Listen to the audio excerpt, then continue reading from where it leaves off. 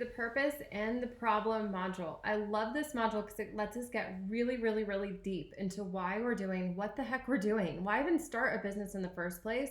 And when you do start a business, why would you continue through the hard times? Why would you push through those hard times and continue to show up for the people that you serve? This is such an important module, so I want to dig right into it. And I'm so glad that you're watching this. First of all, let's look at this wonderful example from Simon Sinek. People don't buy what you do, they buy why you do it. Simon Sinek is known for his whole concept of the why and find your why. And I love this idea of we're not selling a thing. We're never going to be selling a course. We're never going to be selling a product. We're never going to be selling just another thing. Everything that we make is being offered somewhere in some capacity. Something similar is out there already for us. The reason why people are going to be drawn to us and to our business is because of why we stuck our roots in the ground and said, I'm here and I'm doing this. And when we understand that, it opens up so many doors. So this is called the ultimate why. I call this the ultimate why. It's kind of this three-legged stool, this three-pronged approach where you can look at three different whys in your business and really find that foundation for you to stand on. So the three-pronged approach, the prong number one is your personal why. Why are you doing this? We're going to dig into these in just a little bit.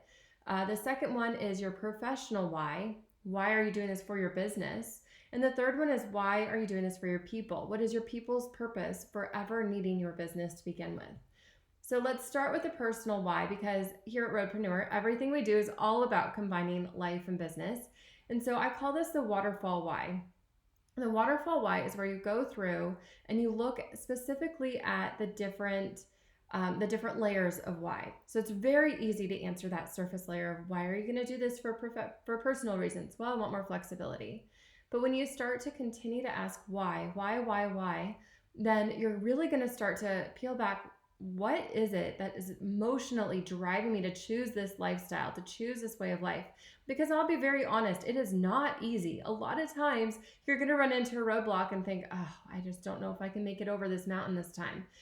First of all, we can always make it over that mountain with the right amount of motivation and the right amount of support. That's why you're in the Roadpreneur community. But understanding internally and inside of us and being able to pull this out of us at the times when we really need it is so powerful. The same is true for our professional why, and the same is true for our people's why. Because when we understand our people's why, we can really speak to them better in a way that's really going to stand out.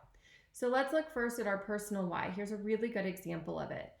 Pretend you're a realtor, for an example. You might not be a realtor on the road necessarily, but I don't know, some people do like to travel around and flip RVs. So pretend you're an RV flipper, for example. Your personal success might be dependent on, or might look like, having a flexible schedule and a healthy referral engine for consistent sales. And that sounds really nice on the surface, and it is, it's fantastic, but let's keep peeling back those layers. Well, why number one would be, well, I want financial freedom. Why number two would be, I want to be able to work on my own schedule without my family taking a financial hit. Why number three would be, I want to be a present parent while still feeling like I have a purpose outside of the home or outside of the RV. This can be done for so many different industries, so many different walks of life, so many different businesses. And so it's really, really valuable to dig into that waterfall why, like I say, and pull out what specifically for you is driving home. There is actually a concept called the 7 whys, and this is often used to overcome sales objections, actually. So let's take a look at this next one. Let's look at why this business, and you can apply the 7-layer why to this, and you can also apply it to your customers' why. But let's look specifically at this. The 7-layer why is basically just asking the why 7 different times instead of the 3 that I show here.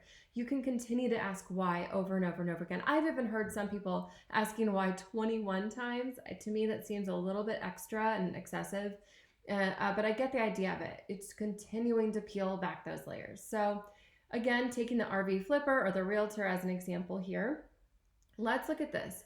Professional success. Why this business? Why are you choosing this specific business? Why are you drawn to this specific industry or this specific business? Well, the first could be, I love helping people buy houses or flipping their RVs. Why number 2? Well, I've built a lot of stories within the walls of my home and I want others to do the same. Or I've built a lot of stories on the road and I want others to be able to do the same and feel really comfortable at the same time. Why number 3, I moved a lot as a child and I know how hard it is to find a place that feels safe and comfortable. Or why number 3, if you're an RV flipper, could be, well, I know I never was able to travel this way growing up and it means so much to me that I can now. I want this for everybody. So you see where I'm going with this. It's always that consistent waterfall why. Pause the video right now and go ahead and do your own waterfall why for each of these 3 areas in this ultimate why. What is your personal why? What is your professional why? Why this business? And what is your people's purpose? So finding your customers' why can be a little bit tricky, but data collection does not have to be hard. I think data, it is technically a 4-letter word, but also can feel like that, that metaphorical 4-letter word, because sometimes it can just feel so much like you have to have years and years and years of science behind you, and you have to understand how to go and collect data properly, and you want to have clean data and all of that. And yes, that's all true. There's a lot of depth to data science. I've studied some of it and I still don't even know 1% of it. It's very rich, very deep, very overwhelming. And it's only getting deeper. But for us, we don't have to overcomplicate it. I think that that's a really, really important thing to say and to hear. We don't have to overcomplicate it. As we're starting a business that's going to let us explore and going to let us travel, we need to know that it can be simple and it can be easy and it can feel really good. So as you're going out and you're finding your customers' why, here are a few places for you to go and look. Facebook groups are rich with data. People are constantly going there to ask questions. That's their problem. That's their purpose for wanting to work with you. So you can go to different Facebook groups and start pulling out what they need from you. Reddit threads are another really good one. People can kind of go off in conversation and you can start to see that onion pulled back and pull back and pull back because people are so curious and they just want to continue in that conversation and get really deep there. Quora is another one. It's kind of an older school one, but there's still some gems in there. It's basically a place where people can ask questions and get answers. Forums, if you're a part of any kind of a forum, different Slack channels. If you go and Google Slack channels for whatever your industry is, you might actually be able to find some private Slack channels that you can join and really literally have a voice in that conversation and have a front row seat in hearing what your customers have to say. And really, it's anywhere that your customers hang out. So I have gone to trade shows before, and I've gotten to a lot of great information there because people are just chit-chatting. I've joined groups before where my customers hang out, and I get a lot of really great data because I'm hearing their questions, I'm hearing their comments, I'm hearing their feedback. It's really, really rich with insights. As you're starting to get that data, you really want to uncover the emotion behind it. So this is not, oh, well, they're asking me how to do this, I'm just going to answer it with X, Y, Z. No, it's again that Simon Sinek quote. They're not by what you do, they buy why you do it. And the same thing is true with we need to sell to them why they want this. We want to sell in that emotional sense, not in that logical sense. So, for example, if you're seeing somebody say quite often, where do I start? Well, then you probably know the emotion underneath that is they're feeling overwhelmed. There's so much out there that they don't know. They're overwhelmed. They just want someone to show them that very first step to take. If you're seeing someone say, how do I know what to look for? They're confused. There's a lot of information out there. They're feeling that noise online right now, and they want you to help clear the clutter and show them the right direction of where to go. How do I know how much I can afford? That's another really common question for every single industry, and it's because they're feeling fearful. They're overwhelmed with all their options, and they just don't know how they can afford this and how they can find the way to invest in themselves. And you can show them that way by showing them different ways to invest in themselves, but more importantly, why they deserve this and why this investment matters. So again, that all stems from the emotions. As you start to pull out your buyer's why and your buyer's purpose for wanting what you have to offer, you need to align that with your why.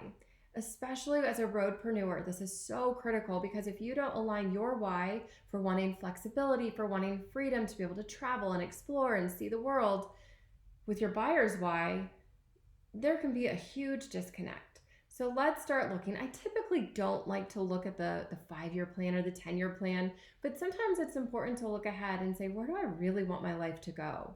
What's that real trajectory that I hope that I'm on right now? Because if you don't know that, you're not going to be able to really align the business that you're starting, pick the right model, pick the right solution that you can give to your customers, and pick something that your customers really want, there's going to just be that disconnect. So if you were where you want to be in the next 5 to 10 years, what would you be doing? What would it look like to live your personal why? What would it feel like? What would you be thinking and saying every single day? What would it look like and feel like to be living your professional why? And what would it look like to be in a spot where you can actually solve those emotional pain points for your customers? I want you to also, you can again pause this video and journal on it. It's a really important question. All three of these are really important questions, but as you start to journal on it and peel back those layers, you can start to really see where you fit into this picture and that perfect spot, because there's so many different models you can start in every single industry. But you want to start the right business for you, your lifestyle, your personal life, for your professional happiness, to find that purpose for yourself and where you really are aligned in this world, and with your buyer. So here's a really good quote. Don't be self-serving, don't be cynical, don't talk like an organization. Do the right thing and keep doing it when this ends. So I think that this quote actually came from the pandemic, but it's applicable now. I mean, heck, we're still in the pandemic pretty much, but it's really all about, this is not about you, and yet it's all about you. And when you talk about, if you think about a friendship, don't think like an organization. Think about this as a friendship, as a relationship, because the real businesses, they are founded on those intentional relationships. And when you think about it that way, you can keep showing up and doing the right thing because you truly care about those people that you're serving, and you can truly care about the thing that you're delivering. Okay, let's look at digging deeper into the problem. As you start to get all of this information, you've talked to people one-on-one, you've looked in the Facebook groups, you've gone to Twitter, Instagram, Reddit, you've done your keyword research, you're gonna start to come away with something that looks a lot like this. You're gonna look at a ton of different phrases, you're gonna look at a ton of different things that people are saying, and here's how I want you to break it up. You can see 4 columns here, and I've sort of given you examples of this. But first, I want you to break up all that data that you've gotten and curated, copy and paste stuff, put it into a messy document, and then you're going to put it into a spreadsheet. And it's going to look like this. In the first column, I want you to put the catalyst. What is the catalyst for them wanting to reach out to you? What is that? It's that problem that they want you to solve, that they want somebody to solve for them, that they're desperate for someone to solve for them, and that's you. You are the person that is going to solve it. So look at that catalyst. What is it that they were like, I need help? I need help. I'm raising my hand. Somebody help me. I need help. What was that catalyst? So take all those quotes and start putting them here in column number 1 under catalyst. Column number 2 are the symptoms. What are those symptoms that they want you to solve? Well, they're feeling lack of confidence, lack of organization. I'm just not motivated anymore. It's killing me trying to move forward. I don't know what to do. I'm paralyzed. I'm burnt out. I'm stuck. I'm distracted. These are things I've seen come up quite a bit in my research. What is it for you? What are those symptoms? Then look at the self-diagnosis. Now, this is where they're starting to self-diagnose the answer to their problem. Well, I'm feeling a lot of information overloads. I just need more energy. I just need more energy to make it through it all. We often know that that's not the truth, but they don't know that yet. So what are they self-diagnosing? What are certain things that they're saying, I need help and this is how I'm going to solve it? And you might know that that's wrong, but we need to understand where their mindset is going next so we can get them back on the right track. And then the final one are those self-induced treatment plans. So these are the ones where they're going to go next. And what are they looking to do to solve that problem? Are they looking to start a Facebook group, a Facebook page? Are they going to go to Instagram? What are they doing to help solve, to treat their own problem, to treat their own symptoms? So as we're looking through this, you can give your professional opinion. So their perceived problem is their self-diagnosis, and your professional opinion is what they actually need. You're going to need to go through and understand where that disconnect is and how to get them back on track so you guys are more aligned and you're able to speak to them. So here's how you find that sweet spot. It's not easy, I know, but here's how you find it. First of all, look at what your buyers actually need. This is your diagnosis for them. What do they actually need? And then look at what you're good at. You're good at something. You're good at a lot of things. What are you really good at that can help them with what they need? Then look for your passion for solving that problem. Sometimes we're good at something, but we don't love to do it. Cleaning the house is a great example for me. I can do it. I don't love to do it. So I'm probably not going to be offering to clean people's houses anytime soon because I just don't love it. I just don't. So start lining these up. What does your buyer actually need? What are you good at? And where's your passion point for wanting to solve that problem or for being able to solve that problem? Where is it where you're like, I can show up for that every single day and I can really help them with this because I'm really, really, really good at this. That's where you put in that orange square right there because that is your sweet spot. That is where you need to be showing up in this world. So here's the takeaways. First of all growth decisions should be made through the lens of alignment between your customer's emotional needs, your professional why, and your personal why. It's that ultimate why, that three-legged stool that you can sit on and say, yes, I am doing this and I feel so good about it. You also need to speak to your customer's self-diagnosis while solving the problem that your buyer actually needs.